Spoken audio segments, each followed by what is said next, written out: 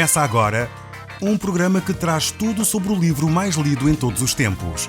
Apresentamos O Som do Livro.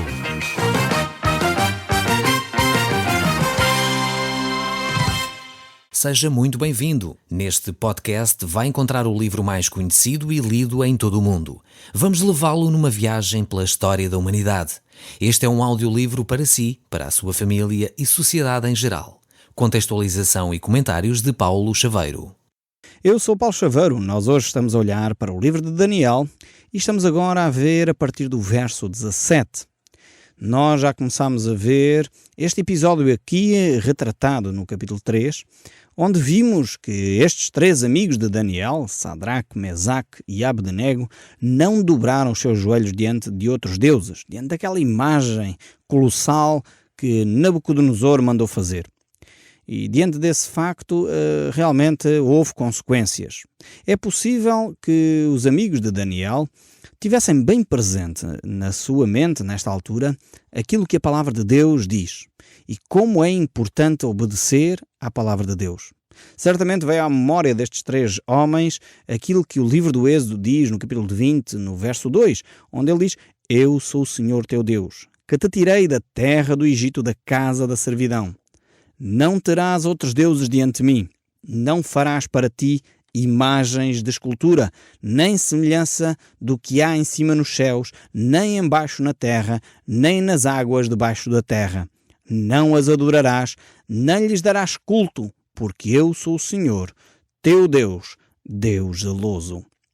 É bem provável que estes três amigos de Daniel, diante deste pedido, diante deste decreto que Nabucodonosor tinha feito, de que todos os povos, todas as pessoas deveriam dobrar os seus joelhos diante desta imagem, é possível que eles tivessem isto em mente. Este texto bíblico, que é tão claro sobre a nossa relação com imagens de escultura, sejam elas de ouro, como era esta que Nabucodonosor mandou fazer, e nós já explicámos que haveria três grandes hipóteses em relação a esta imagem, que poderia ser a própria imagem de Nabucodonosor, talvez uma imagem em memória do seu pai, ou ainda uma outra hipótese, que seria possivelmente uma imagem que fosse refletir o deus Bel, que era o principal deus da Babilónia.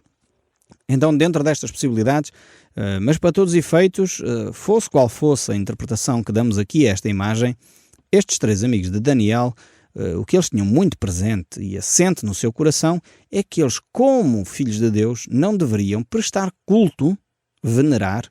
A palavra que talvez a nós portugueses diz mais é venerar. Não deveriam venerar qualquer imagem de escultura. Qualquer coisa que fosse representativa de seres humanos. E eu creio que aqui nós temos que realmente pôr a mão na consciência. Parar um pouco e ouvir aquilo que a palavra de Deus nos diz.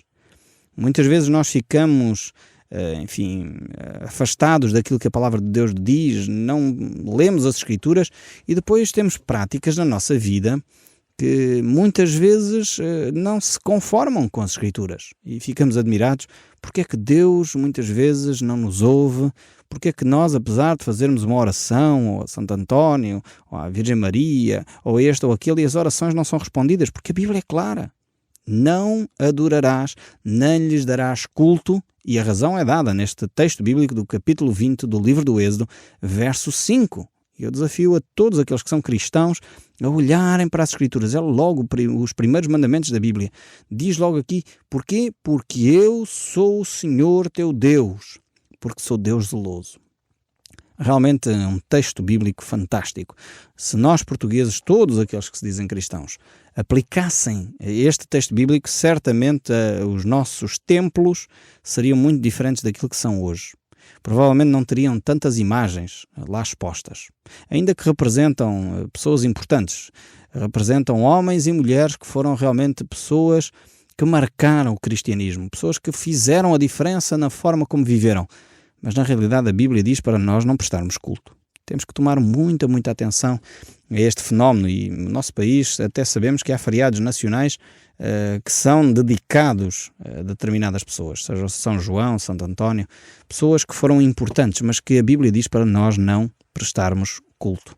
Eu espero que todos aqueles que são católicos que me ouvem realmente ouçam aquilo que a Bíblia está a dizer e sigam a Bíblia mais do que a minha opinião ou aquilo que eu possa pensar, porque afinal de contas a minha opinião não é significativa, mas a de Deus, essa sim, temos que prestar muita atenção. Mas voltando aqui então à história de Daniel, estamos no capítulo 3 e o verso 17 então vai revelar-nos o que aconteceu nesta história. E vejamos então o texto bíblico, diz assim: se o nosso Deus, a quem servimos, quer livrar-nos, Ele nos livrará da fornalha de fogo ardente e das tuas mãos, ó Rei. E se não, fica sabendo, ó Rei, que não serviremos aos teus deuses, nem adoraremos a imagem de ouro que levantaste. Que atitude esta firme destes 3 homens. Eles, por um lado, sabiam bem quem Deus era.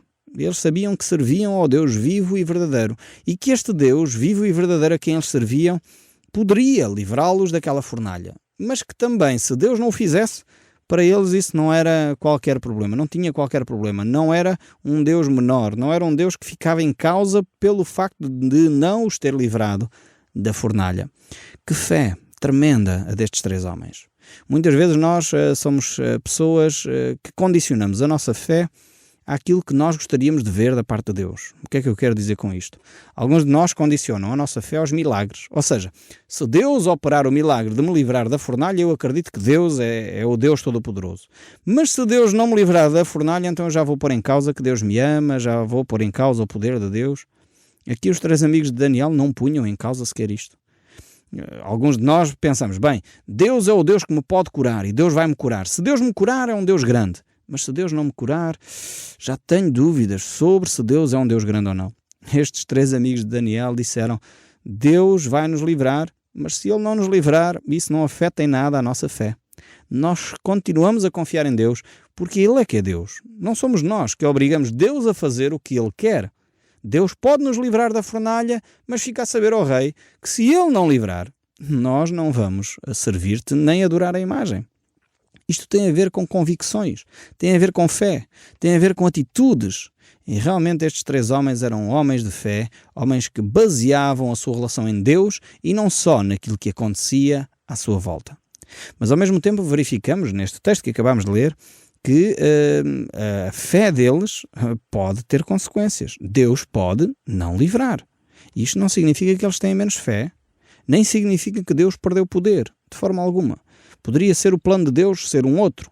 E vejamos então o que acontece aqui. Verso 19, deste capítulo 3 do livro de Daniel. Então Nabucodonosor se encheu de fúria e, transtornado o aspecto do seu rosto contra Sadraque, Mesaque e Abdenego, ordenou que se acendesse a fornalha 7 vezes mais do que se costumava. E ordenou aos homens mais poderosos que estavam no seu exército que atassem a Sadraque, Mesaque e Abdenego e os lançassem na fornalha de fogo ardente. As consequências de uma atitude de fé, de uma atitude correta, nem sempre é a ausência de problemas. Eu vou repetir que é para você ouvir bem. Uma atitude de fé, uma atitude de confiança em Deus, nem sempre conduz à ausência de problemas. Verificamos aqui que estes 3 amigos de Daniel eram homens de fé, homens dedicados a Deus, homens com uma confiança extrema no poder de Deus. E, no entanto, vemos que as consequências que eles ceifaram disso foi tormento, foi sofrimento.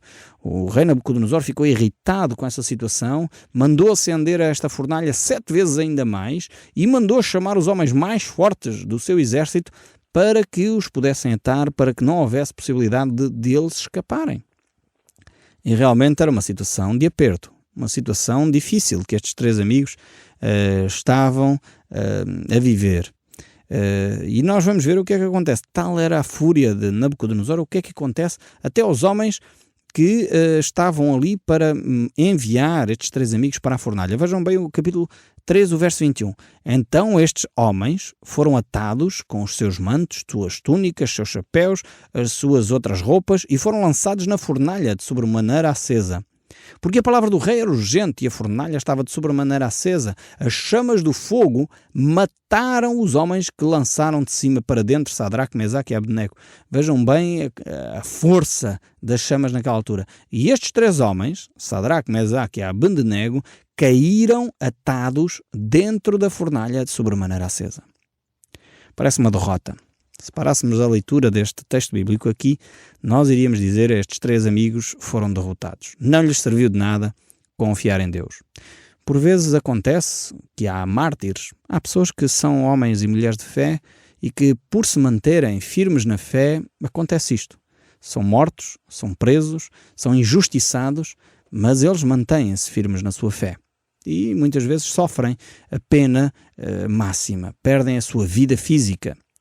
Mas, como diz a Bíblia, nós não devemos temer aqueles que nos podem fazer mal ao corpo, mas sim aquele, e está a referir-se a Deus, aquele que nos pode fazer mal à alma, que no fundo decide a nossa eternidade. E mais vale realmente que o nosso corpo possa perecer do que a nossa alma. E esta é a grande questão que nós, cristãos, temos que tomar decisões. E aqui, então, temos estes 3 amigos que foram lançados, efetivamente, nesta fornalha de sobremodo acesa. E como eu já disse, muitas vezes há cristãos que se mantêm firmes na sua fé e sofrem as consequências. E temos hoje guerras como a guerra do Sudão, em que mais do que uma guerra tribal, e muitas vezes já ouvimos falar de Darfur, dos refugiados, ali trata-se de muitos cristãos que estão a morrer pelo facto de serem cristãos. Ainda há poucos meses ouvimos de cristãos, em Marrocos, aqui bem perto de nós, que foram mortos por causa da sua fé.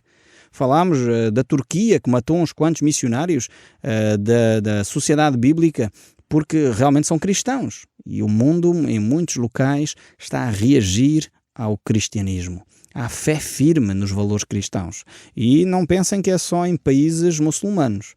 Estamos a falar aqui da própria Europa, em países europeus como a França, a Suécia e outros, onde ser cristão e declarar os valores cristãos pode conduzir líderes religiosos à prisão, e já aconteceu. Portanto, é preciso nós ficarmos firmes nas nossas convicções. Não deixarmos de declarar aquilo que a Bíblia diz, mas mantermos-nos firmes. Mais vale servir a Deus do que aos homens. Mas diante deste facto aqui, estes 3 amigos foram parar à fornalha. Ela estava tão forte, o lume estava tão aceso, que só aqueles homens, os carrascos, só de se aproximarem da fornalha morreram. Vejam bem como ela estava acesa. Mas vejam o que acontece. A história não termina aqui, e ainda bem. Verso 24 diz: Então o rei Nabucodonosor se espantou e se levantou depressa e disse aos seus conselheiros: Não lançámos nós 3 homens atados dentro do fogo? Responderam ao rei: É verdade, ó rei.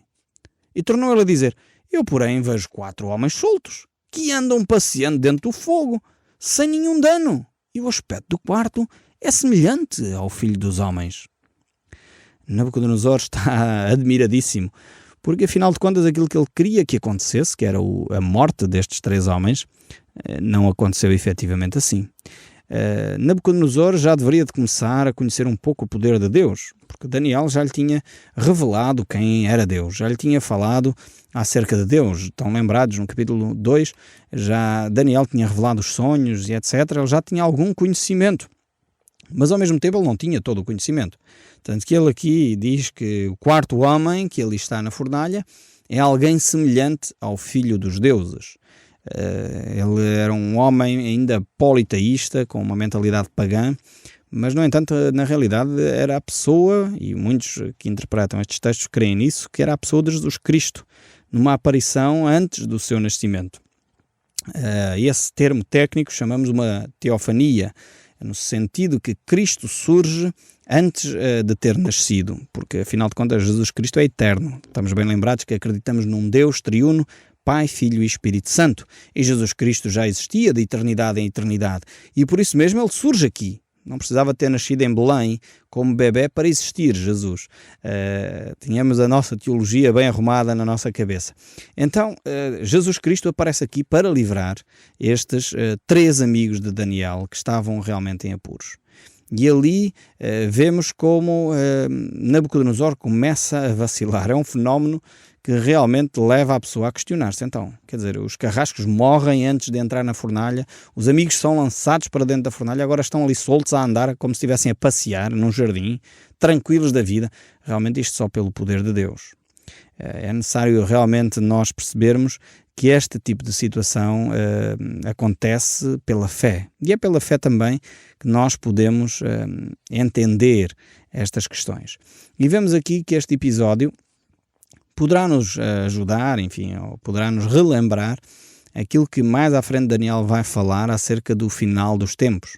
E a Bíblia fala de que no final dos tempos muitos sofrerão por causa de amor a Cristo. E muitos pagarão com a vida. esse mesmo facto.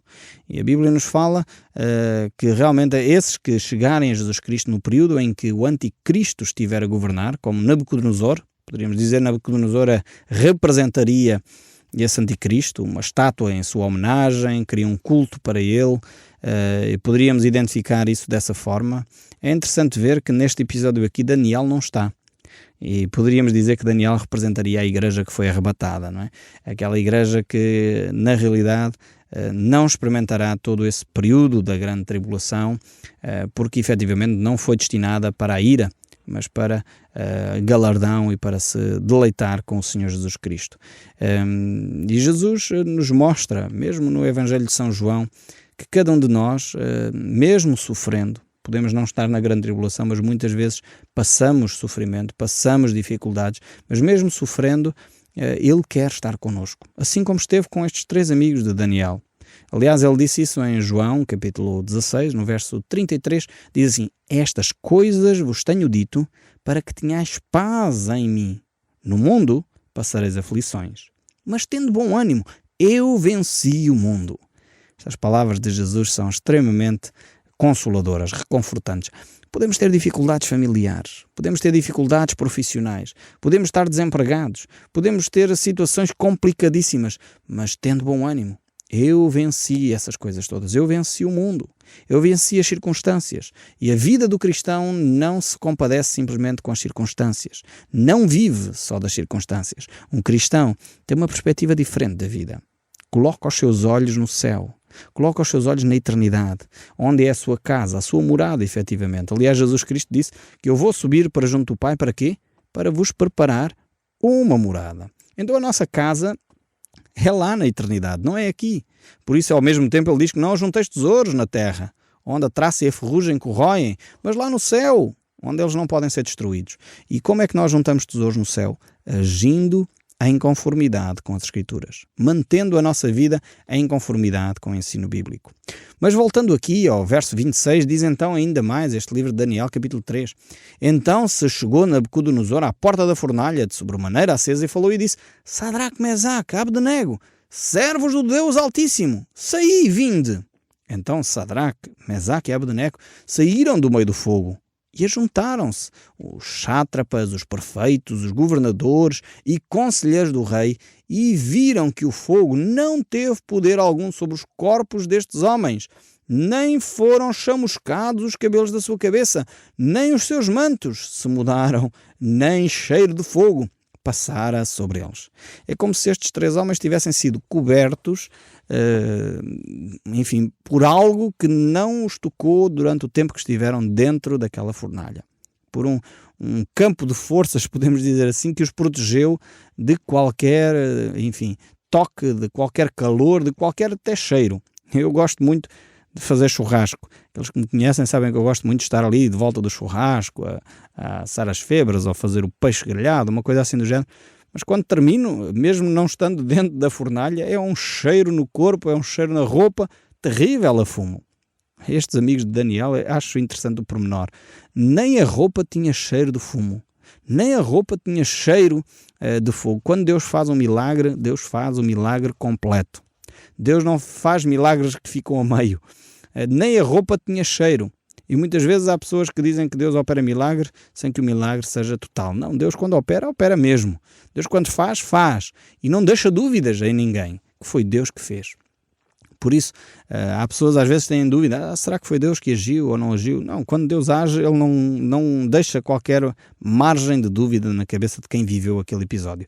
Inclusive estes homens questionaram, verificaram pelos seus próprios olhos que nem cheiro, nem qualquer semelhança, parece que eles nem estiveram ali por perto daquela fornalha. Se calhar estava Nabucodonosor e os prefeitos e governadores com mais cheiro a fogo do que os amigos de Daniel. Mas vejamos o que continua o texto a dizer. Portanto, hoje faço um decreto, pelo qual todo o povo, nação, língua, que disser blasfémia contra Deus de Sadraque, Mesaque e Abdenego, seja despedaçado e as suas casas sejam feitas em montouro, porque não há outro Deus que possa livrar como este. Então o rei fez prosperar a Sadraque, Mesaque e Abdenego na província da Babilónia. Então temos aqui um homem de extremos. Nabucodonosor é um homem de extremos. É possível que a sua doença mental, que nós vamos ver nos próximos capítulos, já se tenha começado aqui. É um homem que, se por um lado manda matar Sadraque, Mesaque e Abednego, logo a seguir faz deles governadores mais importantes da província.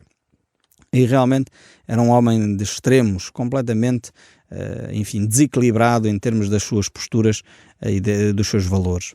Mas nós vemos que Jesus continua a proteger-nos. Mesmo com pessoas assim como Nabucodonosor, Deus é quem é o nosso escudo. Deus é a nossa fortaleza. Deus é o socorro bem presente na hora da angústia. Jesus disse, enquanto esteve entre nós, no Evangelho de São João, capítulo 10, as minhas ovelhas ouvem a minha voz, eu as conheço e elas me seguem. Eu lhes dou a vida eterna e jamais perecerão e ninguém as arrebatará da minha mão. E em João 17, já não estou no mundo, mas elas continuam no mundo. Ao passo que eu vou para junto de ti, meu Pai, Pai Santo, guardas em teu nome, que me deste, para que eles sejam um, assim como nós.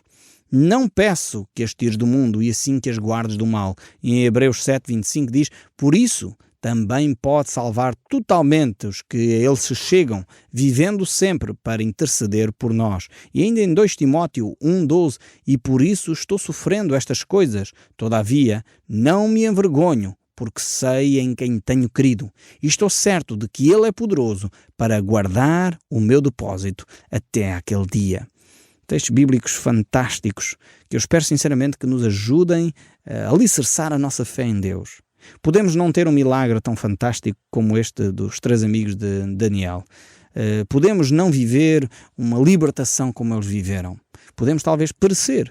Podemos não ser libertos da situação, mas devemos ter uma fé semelhante à destes homens. Eles disseram, quer Deus me livre, quer Deus não me livre, nós vamos ficar firmes seguindo o nosso Senhor. Eu gostaria imenso que a sua fé e a minha se pudessem alicerçar em homens como estes. Homens que nos dão exemplo de vida cristã. Homens que são exemplo de fé. Que não vivem ligados a Deus por causa da bênção que recebem ou deixam de receber, mas porque percebem quem Deus é, mantêm as suas convicções firmes naquele que é o Deus vivo e todo-poderoso. O Som do Livro, uma produção da Rádio Transmundial de Portugal.